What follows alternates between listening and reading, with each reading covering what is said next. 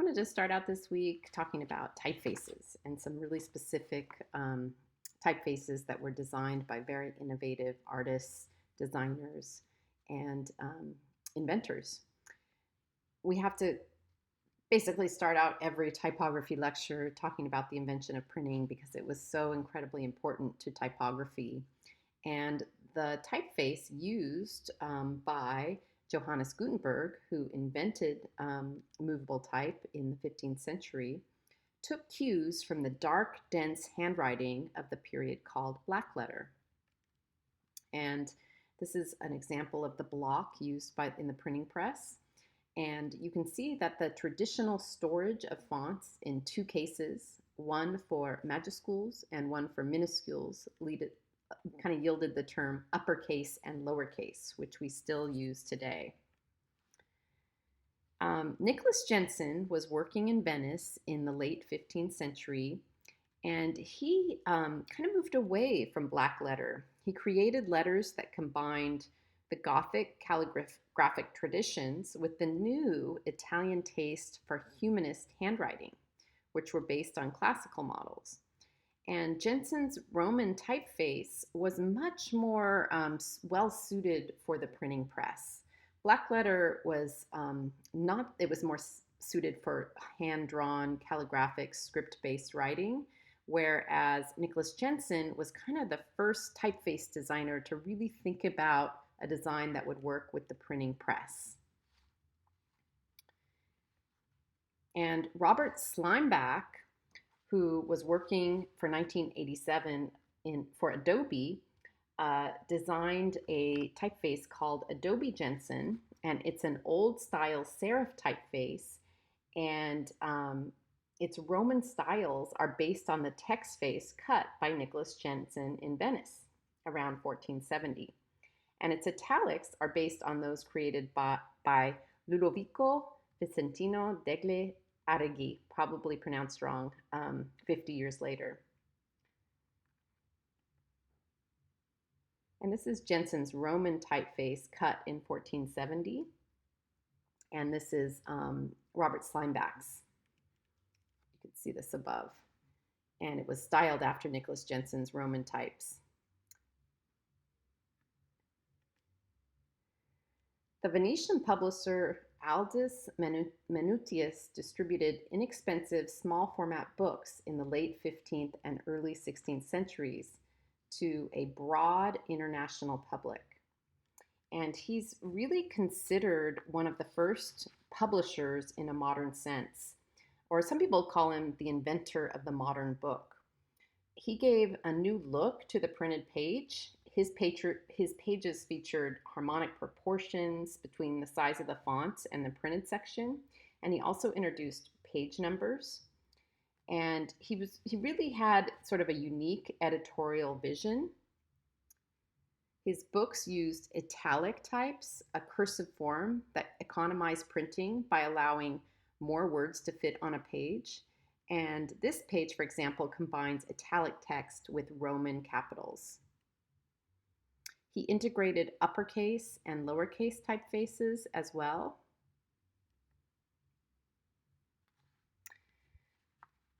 Garamond typefaces were based on the Renaissance designs of Claude Garamond from the 16th century. And Claude Garamond was a driving force behind typeface creation during the Renaissance period in the 16th century. His most famous and inspirational typeface was cut early in his career for the French court. And Robert Slimbach, who I talked about earlier, who worked for Adobe, set about creating a new version of the Garamond font family in the late 1980s. And in 1989, the Adobe Garamond design was released. And it was really a delight to many people in the design industry who saw the font as a really graceful interpretation of Garamond's original face. It had small caps, tilting caps, swash caps, and expert fonts. And the font is considered old style because of the oblique nature of the slimmest areas found in the letter shapes. I'm going to talk a little bit about the Enlightenment and abstraction. So The painter and designer Geoffroy Tory believed that the proportions of the alphabet should reflect the ideal human form. And this is something he wrote. The cross stroke covers the man's organ of generation to signify that modesty and chastity are required before all else in those who seek acquaintance with well shaped letters. And whereas humanist designers such as Geoffroy Tory were inspired by the human body, this ideal letter form was really created along quasi scientific lines. And this sort of shows us some of this through these engravings by Louis Simenou in form of an alphabet commissioned by Louis XIV in 1693. And the engravings were the basis of a royal typeface, Roman du Roi, and it was designed by Philippe Grandjean. This is one of the typefaces designed by 18th century English printer William Caslon. And you can really see how the letters are crisp, upright, they have very fluid strokes, and they're kind of drawn with the idea of the flexible steel pen and the pointed quill. And William Caslon, very famous, was around in 1692, and he's considered English Old Style. And then in the late 18th century, the English printer John Baskerville really shocked people because he started to really increase the contrast between thick and thin elements. And his contemporaries are said to have accused him of blinding all of the readers of the nation for the strokes of his letters being too thin and narrow. And they were even said to hurt the eye. And earlier in the course, we learned about his designs as being transitional. So Caslon was more old style, Baskerville more transitional. And then we're going to go to look at some of his work. You can look up close and you can see those really thin, thick transitions starting to occur in the letter shapes and the strokes. And then working in the media of engraving and the flexible steel pen, 18th century writing masters such as George Bickham created these lavishly curved scripts as well as finely detailed Roman capitals. And they really have this beautiful high contrast. And these really influence the typeface design of Baskerville, Didot, and Bodoni. And Didot, or Firmin Didot, took Baskerville's initiatives to an extreme. And we know his typeface to be categorized as modern. And there's a wholly vertical axis and razor thin serifs. I'm going to take a little closer look at that. And you see how thin those transitions are between the thick and thin strokes.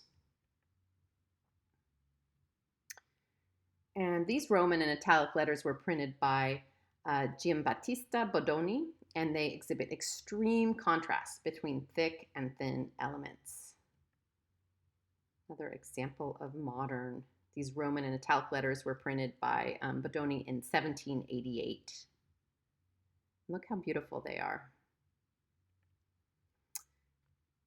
Then we have monster fonts. The rise of advertising in the 19th century stimulated demand for large-scale letters that could command attention in urban space. And in this lithograph trading card from 1778, you can see a man is shown posting a bill in flagrant disregard for the law. So up here you see it says post no bills, and he's doing the exact opposite.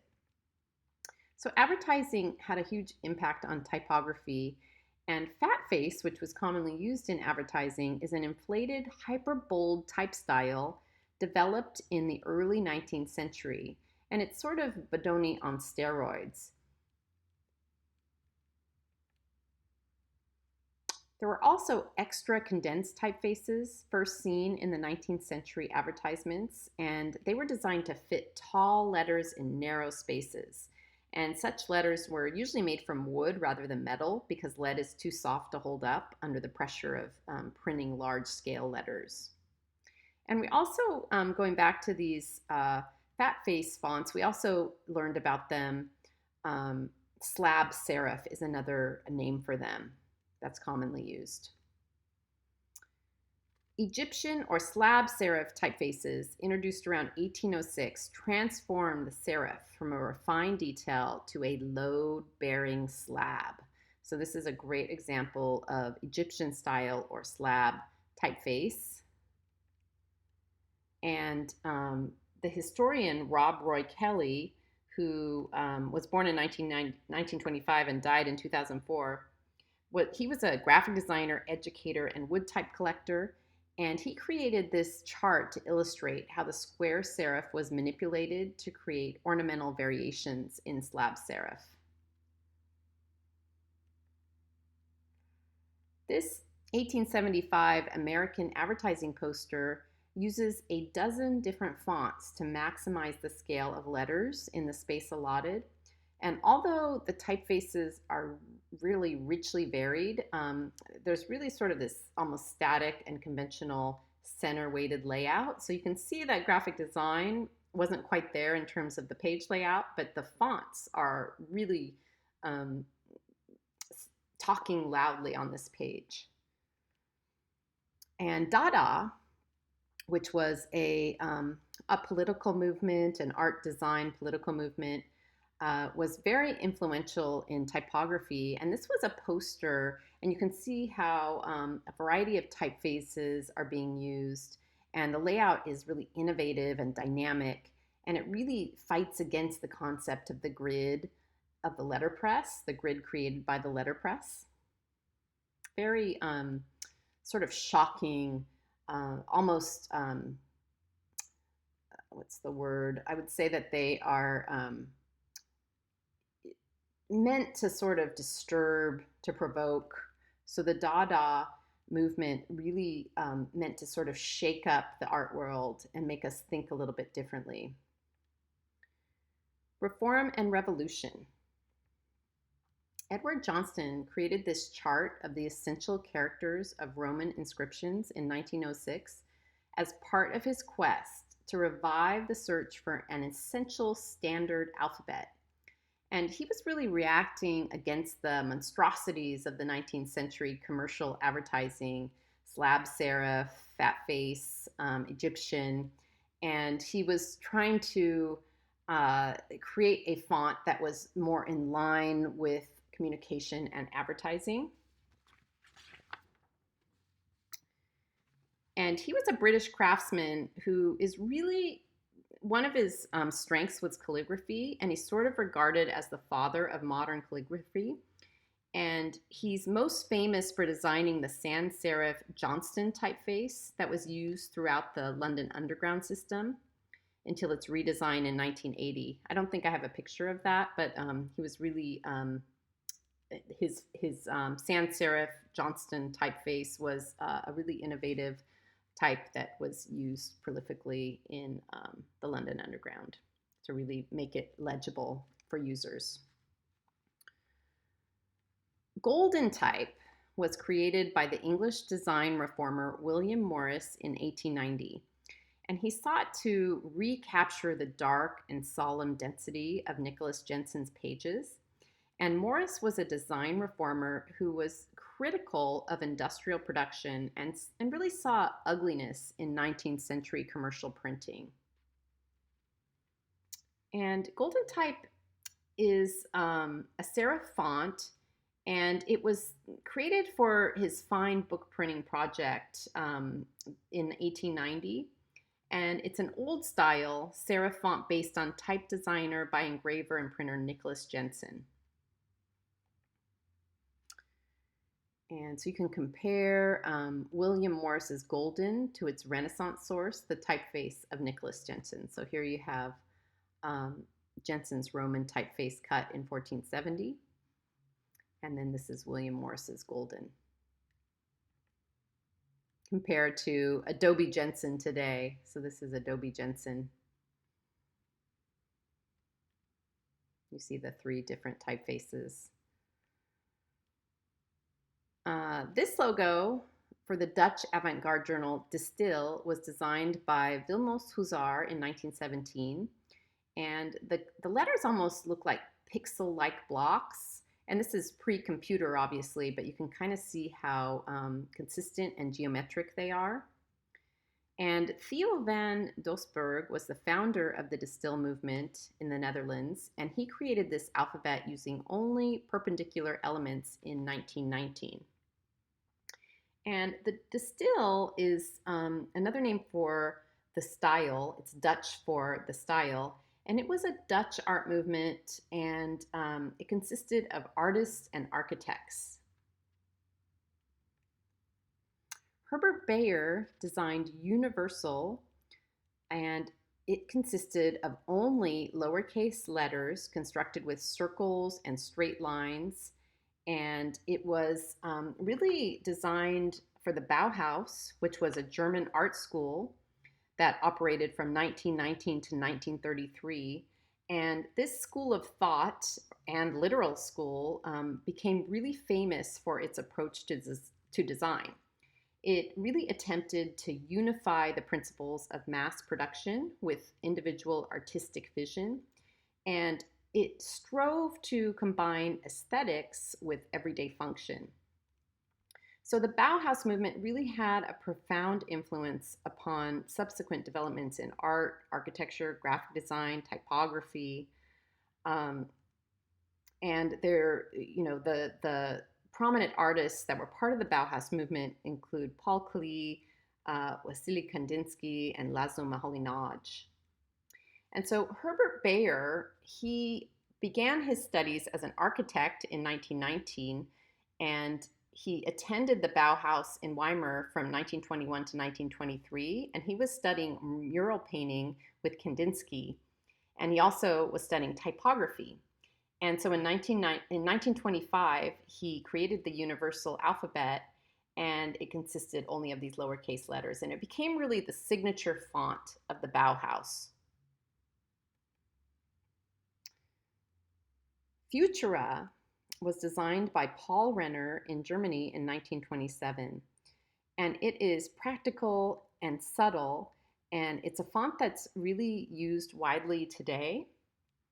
And Paul Renner was not associated with the Bauhaus per se, but he shared many of its idioms and believed that a modern typeface should express modern models, and it shouldn't be a revival of a previous design.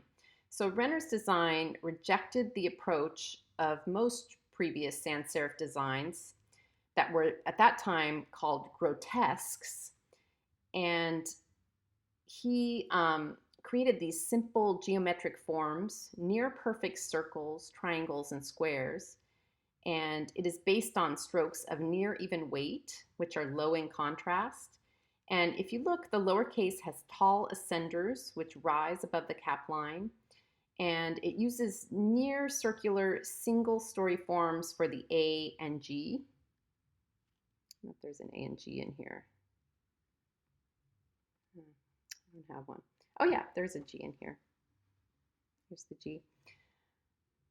And it's a typeface consisting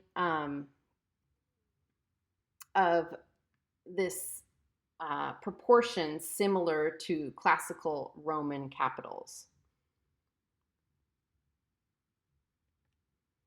The Dutch designer Wim Krauw published his designs for a new alphabet consisting of no diagonals or curves in 1967. Let's see if I have more on this. Okay, you can look at this image.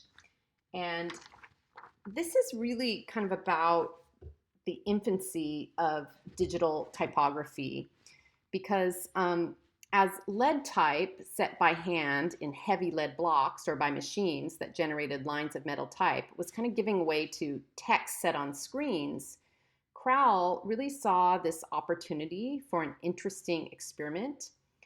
And early computer screens used these cathode ray tube CRT monitors that rendered images in fairly large pixels. and it made traditional curvilinear letter forms really difficult to reconstruct. And so Crowell set out to redesign the alphabet using only horizontal lines. And so the new alphabet, in Crowell's words, was over the top and never meant to really be used, but it was kind of a statement on the impact of new technologies on centuries of typographic tradition. But it actually was used. In 1988, Peter Saville Associates used a stylized version of the font on the cover of Substance, an album for the band Joy Division. And it was used in different ways since then. Low-res family was designed by Zuzana Litko for Emigre in 1985. And she was a Slovak-born American and type designer. She was known for co-founding the graphic design company Emigre and for really creating numerous digital typefaces, including the famous Mrs. Eves, which we're going to look at pretty soon. And she really started thinking about digital type in 1984 when she was exposed to Macintosh computers. And this is a quote from her.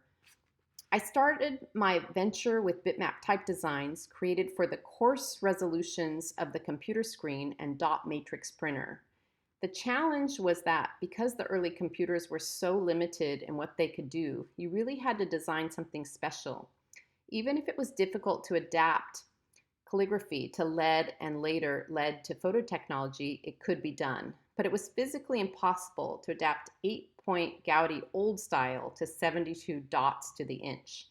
In the end, you couldn't tell Gaudi old style from Roman times Roman or any other serif text-face."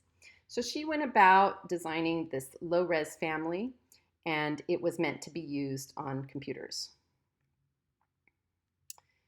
Here's some examples. French designer Philippe Epilogue created these contemporary variations on reduced geometric typefaces. And they're really cool and interesting and very almost like the pixel-based font of low-res. So type as narrative. Designed by Barry Deck in 1990, Template Gothic was inspired by letters drawn with a plastic stencil. And the typeface refers to a process that is at once mechanical and manual. And according to Emigre, Template Gothic reflects Deck's interest in type that is not perfect, but type that reflects more truly the imperfect language of an imperfect world, inhabited by imperfect beings. Dead History was created by Scott Meffela. And it was also created for Emigre, we'll learn more about Emigre in later modules, but Emigre was a really influential design firm, and they also created this amazing magazine that we can maybe look at a little bit in this course. And, Dead History for Emigre in the early 1990s manipulated the vectors of two existing fonts, a traditional serif font and a pop classic, VAG rounded. And it was 100% digital. I'll talk about a font, and I also have a little video that I want you to watch in Creative Inspirations, and it is about the typeface Miss Eves. And the typeface Miss Eves was named after John Baskerville's housekeeper, Sarah Eves. And she also happened to be his mistress and creative assistant. And it was designed in 1996 by Zuzana Litko, and it became one of the most popular typefaces of the late 20th century. In an interview, Litko said that creating her own revival of the 18th century types of Baskerville presented her with the opportunity to design some fanciful ligatures, which help create visual interest and are reminiscent of customized lettering. And this is some example of Mrs. Eves. It's really beautiful.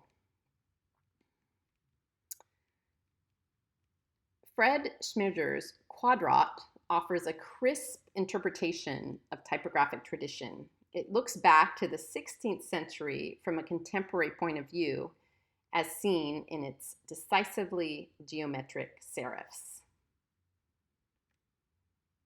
Quadrat, not the vertical italic.